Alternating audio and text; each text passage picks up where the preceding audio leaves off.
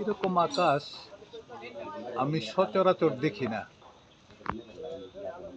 আসলে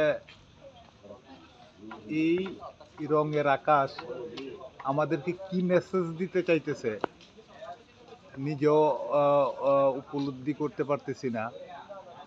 কারণ আকাশ সাধারণত ধূসর, মেঘলা এই ধরনের হয়ে থাকে। কিন্তু আজকে হঠাৎ করে আকাশটা এই অবস্থা কেন এটা বুঝতে পারতেছি না। আসলে আকাশ আমাদেরকে কি মেসেজ দিতে চাইতেছে? এটা কি কোনো শুভ লক্ষণ, নাকি কোনো ভয়ের কোনো বিষয় আছে? তাও বুঝতেছি না। পশ্চিম আকাশে এই গুদুলি লগ্নে